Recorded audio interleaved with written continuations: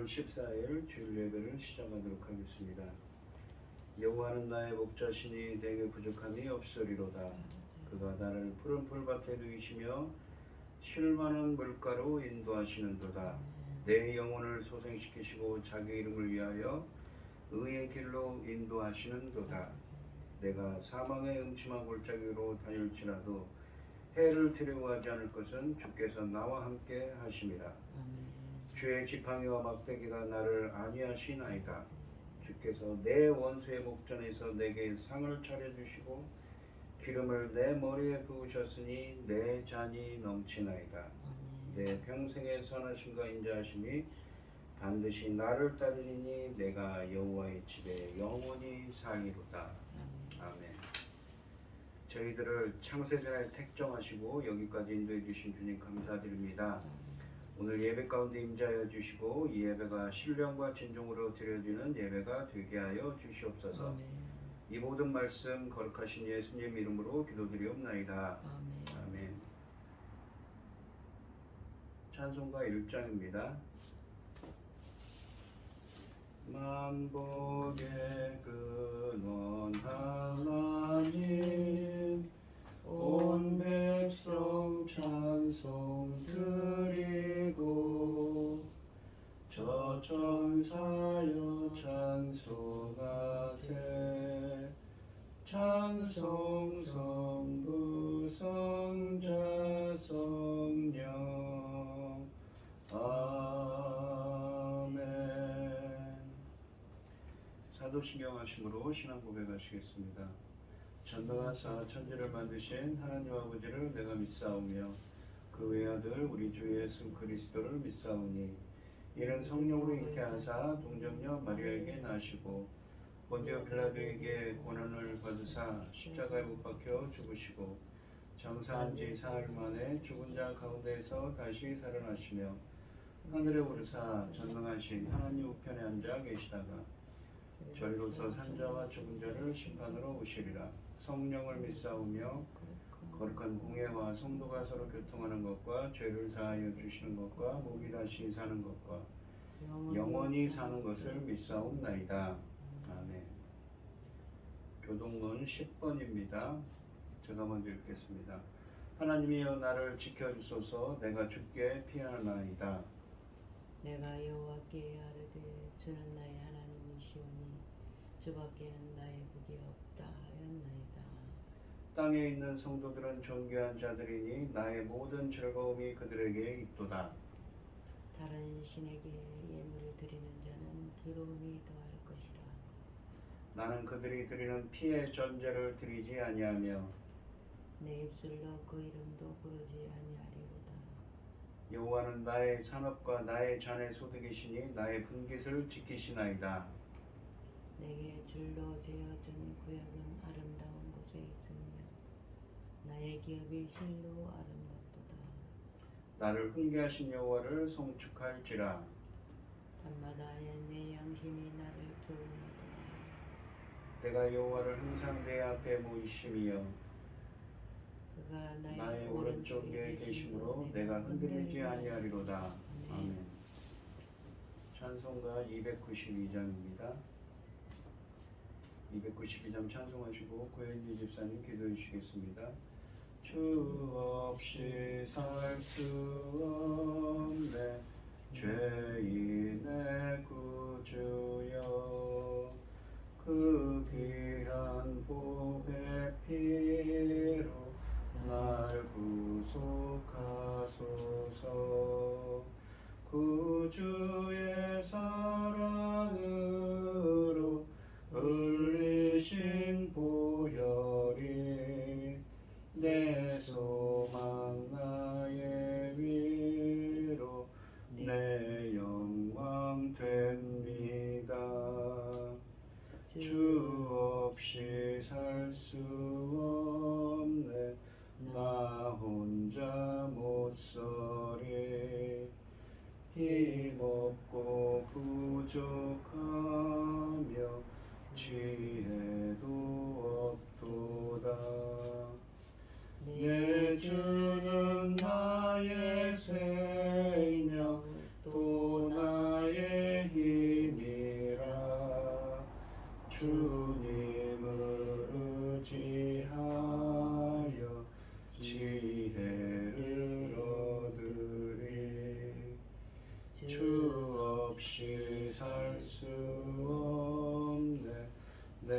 주는 아신다.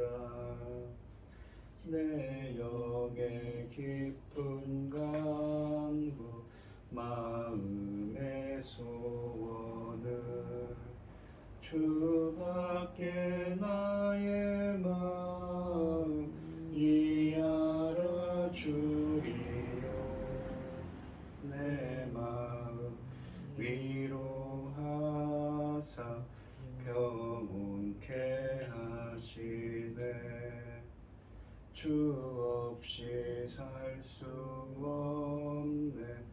세월이 흐르고 이 깊은 고독 속에 내 생명 끝나도 사나운 풍랑이 일 때 날 지켜주시니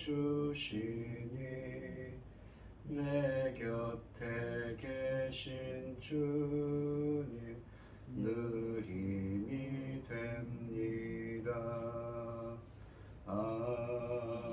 아멘.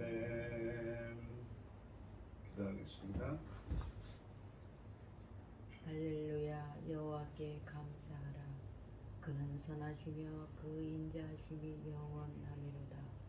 누가 능히 여호와의 권능을 다 말하며 주께서 받으실 찬양을 다 선포하랴. 정의를 지키는 자들과 항상 공의를 행하는 자는 복이 있도다. 여호와여, 주의 백성에게 베푸시는 은혜로 나를 기억하시며 주의 구원으로 나를 돌보사 내가 주의 택하신 자가 형통함을 보고 주의 나라의 기쁨을 나누어 가지게 하사 주의 유산을 항상 자랑하게 하소서. 우리가 우리 조상들처럼 범죄하여 사악을 행하며 악을 지었나이다. 우리의 조상들에게 애굽에 있을 때의 그 기이한 일들을 깨닫지 못하며 주의 크신 인자를 기억하지 아니하고 바다고 홍해에서 거역하였나이다. 그러나 여호와께서는 자기의 이름을 위하여 그 신들을 구원하였사오니 그 큰 권능을 만인에게 알게 하려 하심이로다. 아멘. 천지 만물을 지으신 전능하신 하나님 아버지, 어리석고 보잘것없는 저희를 자녀로 삼아주시고 아버지의 큰 사랑 가운데 살아가게 하심을 감사드립니다. 전능하신 아버지 하나님, 이 세상은 지금 엉망진창, 정말 말할 수 없는, 어찌 다 말할 수 없는 그런 상황입니다. 아버지 하나님, 처체의 기근과 지진도 아버지는 거기에 전쟁으로 인하여 아버지는 어린이들과 젊은이들이 얼마나 힘들어하고 있는지 모릅니다. 이런 상황에서도 아버지 하나님, 이 시간 저희들 예배드릴 수 있도록 인도하시니 참으로 감사드립니다. 전능하신 하나님 아버지, 저희 나라를 돌보아 지켜주시옵소서. 아버지 하나님, 전쟁과 재난으로부터 지켜주시옵소서. 이 중대한 시대의 열매 거둘 새 시대에 아버지 하나님, 저희를 지켜주시옵소서. 전능하신 하나님 아버지, 이 어려운 시대에 이 나라를 제사장 나라 삼으시고 제사장 나라로 삼으셨으니 아버지 하나님, 이 사명, 천금 같은 이 사명 감당하고 갈 수 있게 도와주시옵소서. 열매 거둘 이 시대에 아버지 하나님, 세상은 캄캄하고 어둡습니다.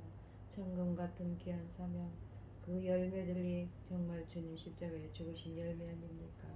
이 사명 감당하고 갈 수 있도록 도와주시옵소서. 열매 거둘 이 시대에 아버지, 당신 사랑하는 종 열매 거둘 말씀을 준비하여 강단에 세우셨으니 참으로 감사드립니다. 이 천금 같은 말씀으로 말미암아 아버지께서 받으실 그 귀한 열매들 넉넉히 나올 수 있도록 도와주시옵시고, 그 열매로 인하여 아버지께서 한없이 기쁨으로 받아주시기를 믿사오니 전능하신 하나님 아버지, 저희들을 지켜주시옵소서. 아버지는 이 귀한 말씀으로 아버지 넉넉히 받으실 자들이, 기뻐 받으실 자들이 넉넉히 나올 수 있도록 도와주시옵기를 간절히 원하옵고, 억만 죄악 가운데서 우리를 구원하여 주신 예수 그리스도 이름으로 기도드리옵나이다. 아멘. 오늘 함께 하실 하나님의 말씀은 누가복음 5장 27절로 39절 말씀입니다. 누가복음 5장 27절로 39절 말씀입니다. 교독을 하겠습니다. 제가 먼저 읽겠습니다. 그 후에 예수께서 나가사 레위라 하는 세리가 세관에 앉아 있는 것을 보시고 나를 따르라 하시니 그가 모든 것을 버리고 일어나 따르리니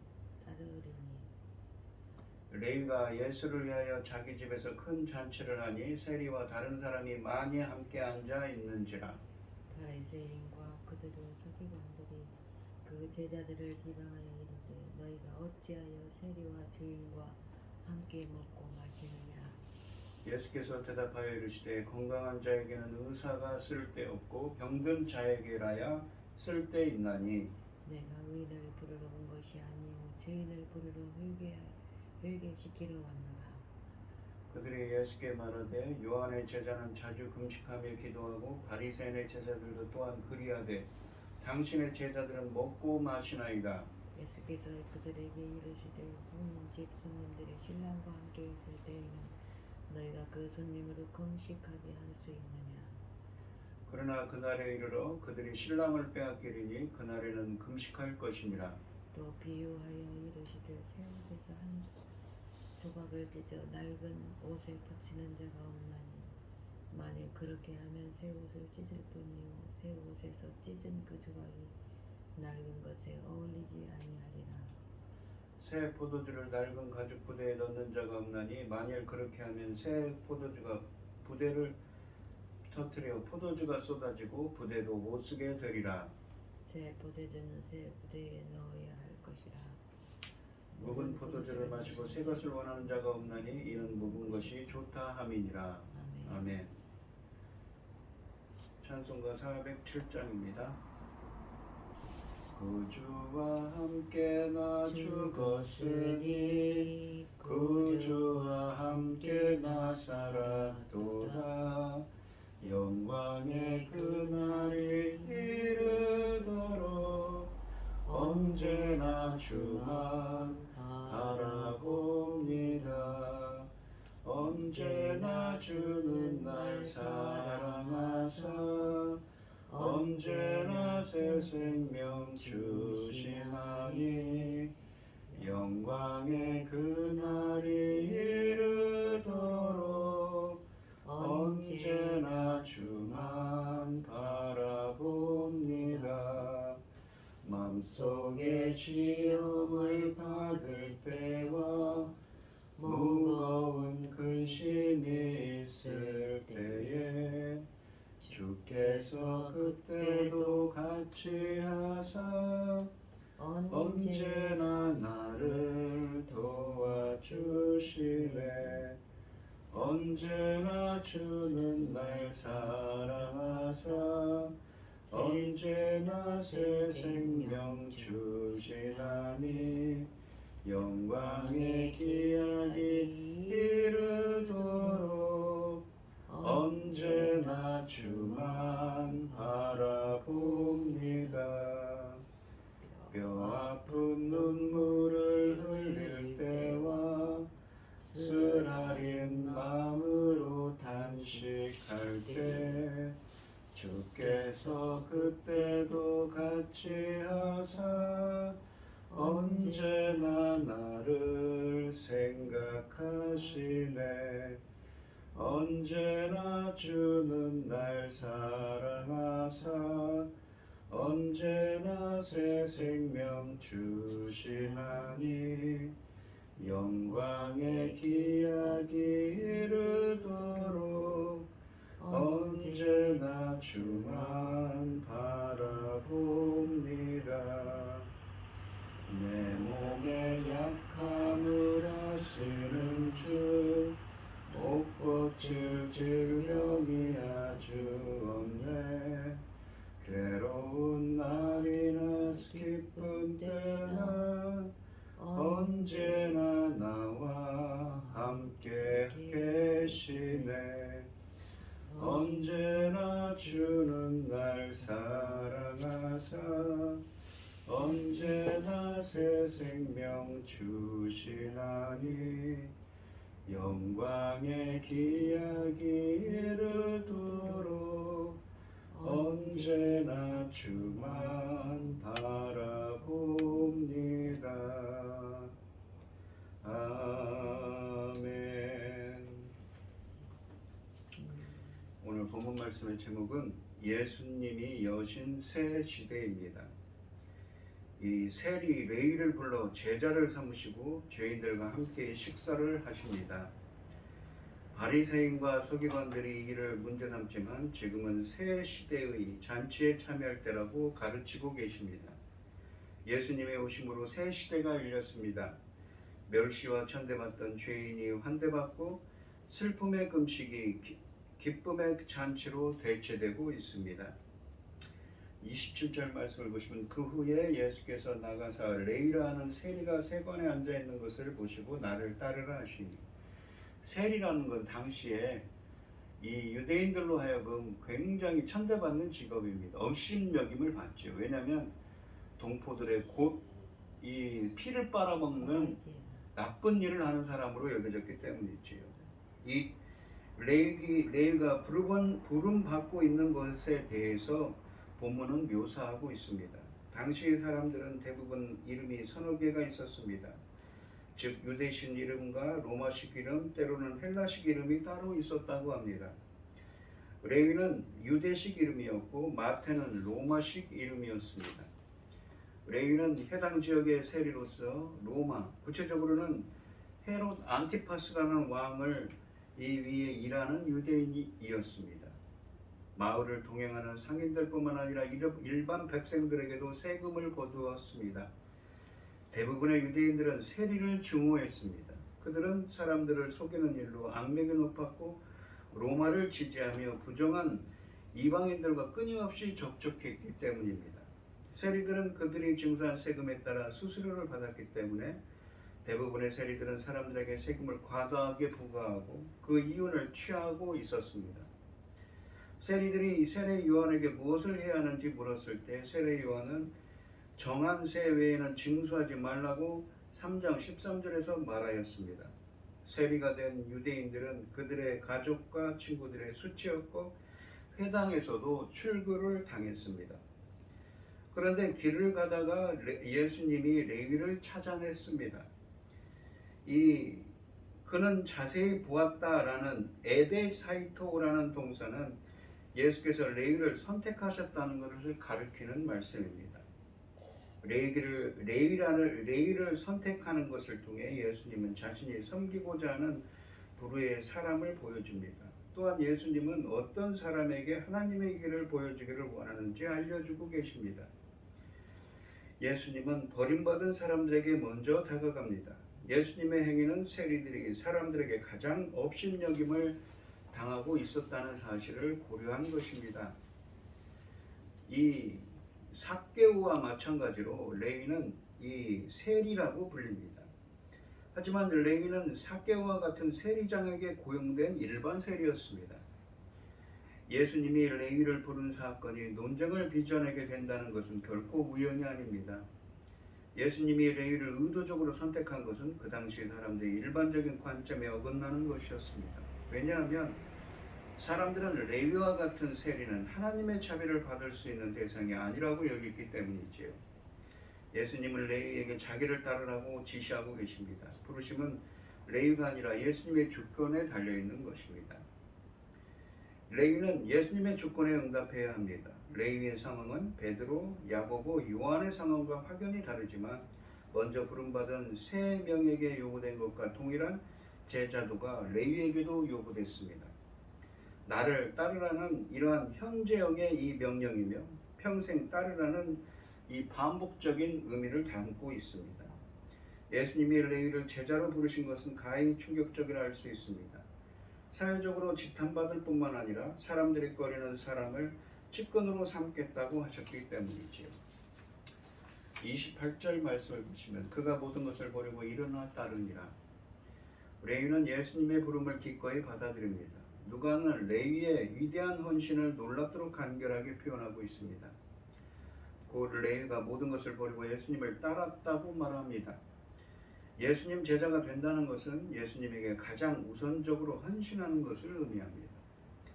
레위가 세관을 영구적으로 떠나 예수님을 따라갔다는 것은 바로 이것을 의미하고 있습니다. 레위가 모든 것을 버린 것은 사소한 일이 아니었습니다. 마태는 아마 아주 부유한 사람이었을 것입니다. 세금 징수는 매우 이윤이 높은 사업이었기 때문입니다. 그래서 그가 세관을 버리고 떠난다는 것은 평생에 보장되는 이 큰 재물을 떠난 것이었습니다. 나에게 나머지 제자들 가운데 일부는 언제라도 어부라는 직업을 다시 시작할 수 있었지만 마태는 결코 그 직업으로 돌아갈 수 없었습니다. 레위 또한 마찬가지였던 것이지요. 모든 것을 버렸다는 것은 레위가 자신의 인생을 새롭게 설정했다는 것을 의미합니다. 과거에 불의했던 옛 생활을 깨끗이 청산하고 예수님의 제자로서 새로운 삶을 시작했다는 것을 의미합니다. 29절에 보시면 레위가 예수님을 위하여 자기 집에서 큰 잔치를 하니 세리와 다른 사람이 많이 함께 앉아 있는지라. 존귀한 손님에게 하듯이 레위는 예수님에게 큰 잔치를 베풀고 있습니다. 레위는 예수님이 자기를 부르는 것을 진지하게 받아들입니다. 또한 레위는 자기의 친구들을 집으로 초대합니다. 그리고 자신의 친구들을 예수님에게 소개시켜 줍니다.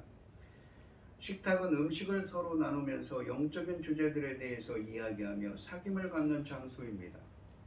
레위는 자기 집을 활짝 열고 많은 음식을 장만해 자기 친구들을 초대합니다. 그리고 자신의 친구들에게 예수의 메시지를 듣게 하는 기회를 마련해 주고 있습니다. 29절의 주제는 잔치가 아닙니다. 주제는 어떤 사람들이 초대를 받았다는 것에 대한 것입니다. 누가는 이 잔치에 세리들과 다른 사람들이 많이 참석했다고 말하고 있습니다. 5장 30절에서 바리새인들은 다른 사람들을 죄인들이라고 일컫고 있습니다. 바리새인들은 예수와 예수의 제자들을 모두 비방하고 있습니다. 레위는 세리들과 죄인들을 많이 초대해서 예수님에게 커다란 문제거리가 가져다 준 셈이지요. 왜냐하면 고대의 이 고위 성직자는 대체로 이런 부류의 사람들과는 이 거리를 두고 교제하지 않는다고 기대됐기 때문입니다. 이 30절 말씀을 보시면 바리새인과 그들의 서기관들이 그 제자들을 비방하여 이르되 너희가 어찌하여 세리와 죄인들과 함께 먹고 마시느냐. 바리새인들과 서기관들은 제자들에게 다가가 한 가지 질문을 제기합니다. 이 만남이 잔치가 끝난 다음에 이루어졌다는 것은 분명합니다. 왜냐하면 질문이 입증해 주듯이 바리새인들은 그와 같은 잔치에 가지 않을 것이기 때문이지요. 그들의 종파에 속한 바리새인들과 저희 이 서기관들에 의하면 바리새인 세리들이나 죄인들과의 접촉은 유대인을 부정하게 만드는 것이었기 때문입니다.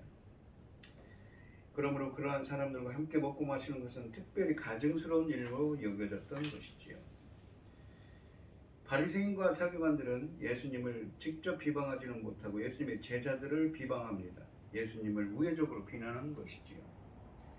31절에 보시면 예수께서 대답하여 이르시되 건강한 자에게는 의사가 쓸데없고 병든 자에게라야 쓸데있나니 라고 하십니다. 예수님의 답변에는 영적인 풍자가 들어있습니다. 예수님은 바리새인들과 직접 부딪히려고 하지 않으십니다. 스스로 판단하기에 강강한 자들로서 바리새인들은 자신들을 고침을 받을 필요가 없는 대상으로 받아들일 준비가 되어 있지 않았습니다. 바리새인들은 자신들이 영적으로 병들어 있다는 것을 인정하지 않고 있습니다. 예수님의 관심은 자기 자신을 죄인이라고 고백하는 사람들에게 있었던 것이지요. 이 바리새인들과 서기관들은 자신들이야말로 영적으로 가장 건강하다고 자부하고 있었습니다. 그러므로 예수님은 그들과 함께 식사하실 필요가 없었습니다. 왜냐하면 자신은 강조하는 것은 하나님의 긍휼이 필요하다는 사실을 죄인들에게 필요하다는 것을 강조하고 계셨기 때문이지요. 32절에 보시면 내가 의인을 부르러 온 것이 아니요 죄인을 부르러 회개시키러 왔노라 라고 하십니다. 예수님은 의사에 대한 언급을 예수님의 사명과 연결시키면서 보다 자세하게 말합니다. 예수님의 사역은 의인들이 아니라 죄인들을 대상으로 삼고 있다고 합니다. 예수님의 복음 전파가 목적으로 삼는 것은 죄인들을 불러 회개시키는 것이었습니다. 이 목적은 왜 예수님이 특별히 죄인들에게 관심을 기울이는지 깨닫게 해줍니다. 스스로 의롭다고 판단하는 사람들은 회개할 수 없습니다. 오직 자신이 죄인이라고 인정하는 사람만이 회개할 수 있는 것입니다. 따라서 이 32절의 내용은 31절의 내용과 밀접하게 연결되어 있는 것이죠. 예수님이 스스로 의인이라고 인식하는 바리새인들의 관점을 인정하는 것이 아닌 것입니다. 바리새인들을 이미 의인들이라고 인정하기 때문에 예수님이 바리새인들을 홀로 내버려 두는 것이 아닙니다. 반면에 바리새인들은 자신들이 영적인 측면에서 의사를 필요로 한다는 것을 인정하지 않고 있습니다. 바리새인들의 마음은 굳게 닫혀 있던 것이지요. 해결한 마음과 가치관이 근본적으로 변화되는 것을 의미합니다. 이 생각과 삶의 방향을 하나님께 행해야 한다는 것은 항해하는 그 의식적인 변화를 의미하는 것입니다. 예수님은 또한 다음과 같이 선포하십니다. 누구든지 진정으로 겸손히 마음을 함께 열고 하나님께 나오면 그 사람은 하나님의 은혜와 용서를 받을 수 있다는 것이지요. 자신들이 병든 자라고 인정하는 사람들은 가장 위대한 의사이신 예수께 나와야 합니다. 가장 위대한 의사인 예수님은 이들을 물리치지 않을 것입니다. 오히려 예수님은 이들을 영적으로 회복시켜주고 하나님을 향해 올바른 길을 가도록 이끌어줄 것입니다. 33절 말씀을 보시면 그들이 예수께 말하되 옛 요한의 제자는 자주 금식하며 기도하고 바리새인의 제자들도 또한 그러하되 당신의 제자들은 먹고 마시나이다 라고. 이 말은 두 종교적인 생활 방식이 서로 대조되는 것을 뚜렷하게 드러내주고 있습니다. 여기서 특별히 중요한 점은 바리새인들의 종교적인 관점이 세례 요한의 제자들의 관점과 서로 일치한다는 것입니다. 따라서 여기서 이유를 제기하는 사람들이 언뜻 판단하기에 예수님의 제자들의 종교적인 관점에는 무엇인가 잘못된 것이 있다고 생각할 수가 있다는 것이지요. 34절에 보시면 예수께서 그들에게 이르시되 혼인집 손님들이 신랑과 함께 있을 때에 너희가 그 손님으로 금식하게 할 수 있느냐. 여기서 신랑은 예수님 자신을 가리킵니다. 예수님은 그 당시 제자들이 처해 있는 이 상황을 묘사해주는 질문을 제시하는 것으로 답변합니다. 예수님은 혼인잔치를 비유로 사용했습니다. 예수님은 이와 같이 이 기쁜 때에 신랑과 함께 있는 손님들이 금식하는지 질문합니다. 신랑과 함께 있는 동안에는 손님들은 금식하지 않습니다. 혼인잔치가 보여주는 모습은 분명하죠. 이것은 성경에서 이 하나님과 백성 사이의 언약 백성과의 관계를 결혼 관계로 묘사하고 있습니다. 그래서 이 출애굽기 34장 15절 같은 말씀은 우상 숭배하는 자들에게 음란히 섬긴다는 표현을 쓰고 있는 것이지요. 이 그리스도는 신랑이고 교회는 신부로 또한 신약 성경에서 말씀하고 있습니다.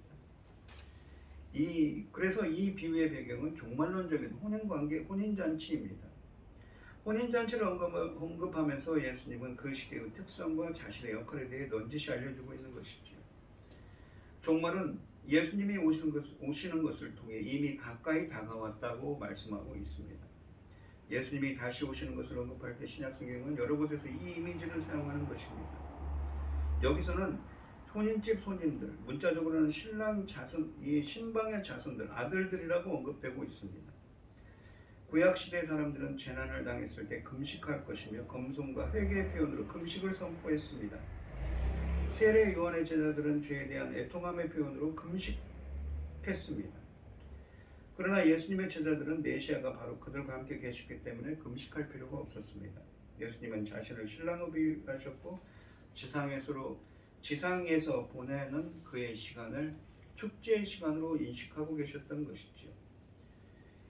이 예수님은 금식을 정죄하지 않았습니다. 그 자신도 금식을 하신 적이 있기 때문이지요. 그는 금식이 올바른 이유로 실행되어야 하고 적합한 시기에 이루어져야 한다고 강조하셨던 것입니다. 35절에 보시면 그러나 그날에 이르러 그들이 신랑을 빼앗기리니 그날에는 금식할 것입니다. 여기서 그날이 올 것이라고 두 번이나 언급합니다. 이 언급은 다른 종류의 시기가 다가오고 있다는 것을 강조해 줍니다. 그때 제자들은 신랑 예수를 빼앗기게 될 것이며 그러면 그때 제자들이 금식한다는 것입니다. 바로 그날은 예수님의 십자가에 달릴 때를 가리키는 것이지요. 이 36절 말씀을 보시면 또 비유하여 이르되 새 옷에는 한 조각을 찢어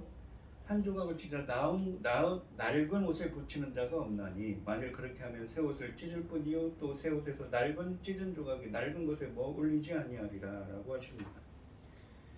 이 36절부터 39절에서 예수님은 자신의 답변에 대해서 보다 깊은 근거를 제시하고 있습니다. 금식과 기도의 주제를 넘어서는 것을 이야기하고 계십니다. 36절로 39절에서 이 수록된 언급을 통해 자기가 제시하는 새로운 길과 바리새인들 및 요한의 제자들에게 발견되는 종교적인 전통을 서로 대조시키고 계십니다. 누가의 이 본문의 설명에는 이 아이러니가 들어 있습니다. 기워야 할 필요가 있는 낡은 옷에서 시작됩니다. 하지만 낡은 옷 조각으로 낡은 옷을 수선하는 대신에 오히려 새 옷에서 한 조각을 떼어내어 낡은 옷을 뒤우려고 하고 있습니다. 헤어진 낡은 옷을 이와 같은 방법으로 깁고자 할 때 나타나는 결과를 본문에서 표현해 줍니다. 만약 정말로 그렇게 한다면 새 옷이 찢어질 것입니다. 또한 새 옷에서 떼어낸 조각은 낡은 옷에 어울리지 않을 거라고 하십니다. 그것은 예수님이 제시하는 새로운 길과 유대교의 전통을 결합될 수 없다는 것이지요. 만약 이 두 가지를 서로 결합시킨다면 예수님의 새로운 길은 매우 손상될 것입니다. 뿐만 아니라 이 두 가지는 진정으로 서로 어울리지 않습니다. 왜냐하면 예수님은 하나님에게로 이끌어주는 새로운 길을 알려주셨기 때문이지요. 예수님이 이 성육신하심으로 지상에 오심으로써 하나님과 사람들 간의 새로운 언약이 시작됐습니다. 새로운 언약에는 개인적인 믿음을 표현하는 새로운 방식이 필요합니다. 새 옷에서 한 조각을 찢어 낡은 옷에 붙여서는 안 되듯이 새로운 복음은 바리새인의 율법주의와 결합될 수 없었던 것입니다. 옷을 빨면 새롭게 덧댄 천 조각에 줄어들어서 낡은 옷을 끌어당기기 때문에 이전보다 더 심하게 찢어지고 마는 것이지요. 예수님은 규례와 전통으로 유대교의 낡은 종교적인 체계를 수선하고 땜질하려고 오신 것이 아닙니다. 그의 목적은 율법을 완성하고 수세기에 걸쳐 예언되었던 새로운 길을 시작하는 것이었습니다. 새로운 것은 낡은 사고방식과 양립할 수 없습니다. 하나님의 아들이신 예수 그리스도는 사람들에게서 죄와 용서와 하나님과의 화해를 제공하기 위해서 세상에 오셨던 것입니다.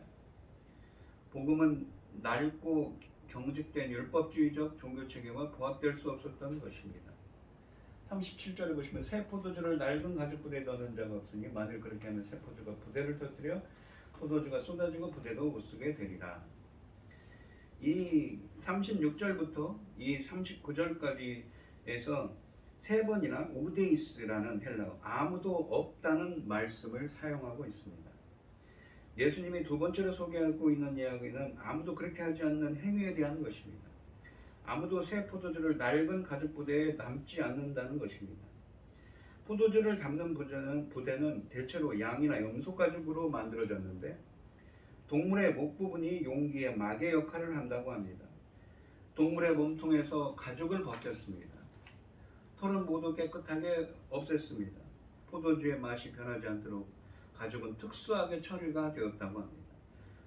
마지막으로 가죽을 실로 꿰맸습니다. 오랜 시간이 지나면 가죽 부대는 낡아져 터지기 쉬웠습니다. 이 두 번째 설명에도 아이러니가 들어있습니다. 자기가 예수님께서는 자기 자신이 설명하려고 하는 것처럼 시도하는 사람은 아무도 없다고 말하는 것으로 시작합니다. 그 결과가 그 이유에 대해서 입증해 줍니다. 어떤 사람이 어리석게도 새 포도주를 낡은 가죽 부대에 담으려고 합니다. 만약 그렇게 한다면 새 포도주가 부풀어 올라 가죽 부대를 팽창시키게 됩니다. 그러면 오래된 가죽 부대는 낡아서 더 이상 견디지 못하고 터지고 말 것이라는 것입니다. 포도주가 흘러나와서 쓸모없게 된다는 것은 분명합니다. 이 이것은 유대교의 옛 길과 예수님의 새로운 길을 서로 혼합할 수 없음을 의미합니다. 이 설명을 통해 예수님은 이전의 비유적인 설명을 더욱 확대시키고 있는 것이지요. 곧 복음은 결코 유대교의 체계 안에 담을 수 없다는 것입니다. 복음은 완전히 새로운 길을 제시합니다. 이후에 누가복음과 사도행전에서 예수님이 전하는 복음은 새로운 것으로 전제되었습니다. 38절을 보시면 새 포도주는 새 부대에 넣어야 할 것이니라 라고 하십니다. 새 포도주는 발효되면서 양이 팽창됩니다. 그러므로 새 포도주를 새 부대에 넣어야 된다는 것이지요. 이 관심의 초점은 이 예수님의 가져오는 새로운 것이 무엇인가에는 이 오래된 옛날의 것으로는 돌아가는 것이 아니라 오히려 예수님을 통해서 새로운 것이 주어졌다는 것입니다. 그러나 이 말은 이제 금식과 같은 이전의 종교적인 관습을 더 이상 계속해서 실행할 필요가 없다는 주장하는 것은 아닙니다. 그 대신 이전의 종교적인 관습을 새로운 각도에서 이해해야 된다는 것이지요. 이 39절 말씀을 보시면 묵은 포도주를 마시고 새 것을 원하는 자가 없나니 이건 묵은 것이 좋다함이니라 라고 하십니다. 이 어떤 사람들이 자신에 대한 관점을 전혀 바꾸지 않을 것을 알고 여기서 예수님은 책망의 말을 하는 것입니다. 이들은 예수님이 가져오는 새로운 길을 거부합니다. 사람들이 있다는 것이지요. 이 본문 말씀의 비유적인 설명을 통해 예수님은 금식에 대한 주제를 더욱 깊은 의미를 지닌 주제로 이끌어가고 계십니다. 이 예수님은 자기와 관련된 모든 것은 옛날 및 현재의 유대교의 관습과 다르다고 새로운 시대를 열기 위해 오셨음을 이 자신은 뜻하고 있습니다. 구약의 이 옛 율법은 낡은 옷과 같고 예수님이 선포하시는 하나님 나라의 복음은 새 옷과 같다는 것이지요. 옛 율법은 낡은 가죽부대와 같고 하나님 나라의 복음은 새 포도주와 같다고 시작하고 말씀하고 있습니다. 예수님이 시작하신 하나님 나라는 새 포도주와 같습니다. 오래된 가죽부대와 같은 옛 시스템과 전통에 담을 수가 없는 것이지요. 그런 것처럼 구약의 율법과 그러니까 옛 언약과 새 언약이 있는데 이 두 언약은 분명 지속성을 지니고 있지만 동시에 대조적인 점도 존재하고 있습니다. 하나님 나라의 복음을 구약 율법과 섞으려고 하는 것은 마치 새 옷에서 찢은 생배 조각을 낡은 옷에 붙이는 것과 같고 새 포도주를 낡은 가죽부대에 넣으려는 것과 같습니다. 우리는 옛 것의 편안함을 느끼고 익숙한 탓에 필요한 변화까지 거부하는 오류를 범하지 말아야 합니다. 우리가 예수님의 잔치에 참여하려면 예수님의 환대에 회개로 응답해야 하겠지요. 바리새인과 서기관들은 죄인과의 관계를 교제를 두고 예수님과 논쟁을 벌였습니다.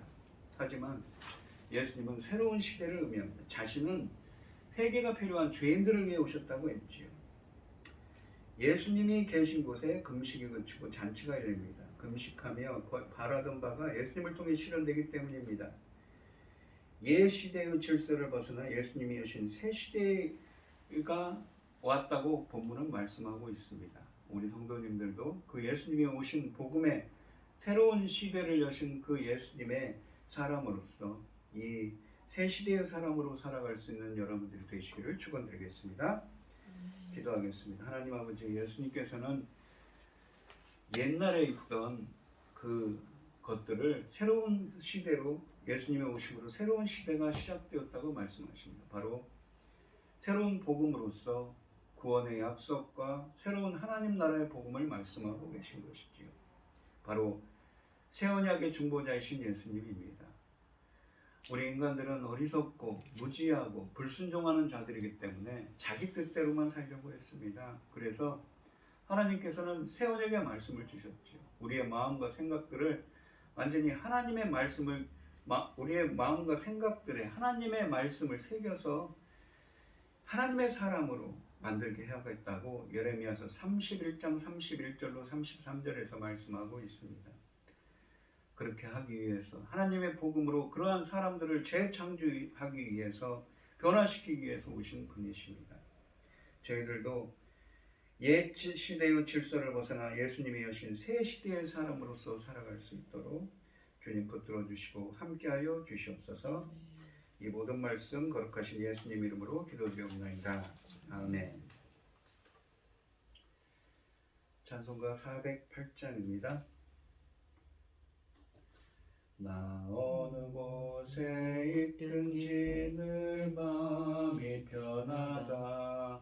주 예수 주신 평안함 늘 충만하도다. 나의 마음속이 늘 평안해. 나의 마음속이 늘 평안해. 약한 죄 파도가 많으나 마음이 늘 평안해. 내 맘에 솟는 영생수 한없이 흐르니 목마름 다시 없으며 늘 평안하도다. 나의 마음속이 늘 평안해. 나의 마음속이 늘 평안해. 약한 죄 파도가 많으나 마음이 늘 평안해. 참되신 주의 사랑을 경험치 못하네. 그 사랑 내 맘 여시고 소망을 주셨네. 나의 마음속이 늘 평안해. 나의 마음속이 늘 평안해. 약한 죄 파도가 많으나 마음이 늘 평안해. 주 예수 온갖 고난을 왜 몽소당했나. 주 함께 고난 받으며 멸류관 없겠네. 나의 마음속이 늘 평안해. 나의 마음속이 늘 평안해. 악한 죄 파도가 많으나 마음이 늘 평안해. 기도하겠습니다. 우리에게 모든 것을 주신 주님 감사를 드립니다. 오늘 거룩한 주일 주님께서 말씀을 주시고 새 시대를 여신 하나님의 사람으로서 우리들도 예수님께서 여신 새 시대를 열어가는 그 하나님의 사람으로서 살아갈 수 있는 저희들이 되게 하여 주시옵소서. 주님께서 주신 은혜에 감사드리며 주님께 귀한 예물을 드리는 손길들이 있습니다. 드려지는 손길마다 주님께서 기억하시고 이 간과 기도에 귀 기울여 주시고 응답하여 주셔서 주님의 기뻐하시는 뜻을 이룰 수 있도록 주님이 응답하시고 함께하여 주시옵소서. 이 모든 기뻐받아 흠양하여 주실 줄 믿사오며 이 모든 말씀 거룩하신 예수님 이름으로 기도드리옵나이다. 아멘. 축도하심으로 오늘 예배를 마치겠습니다.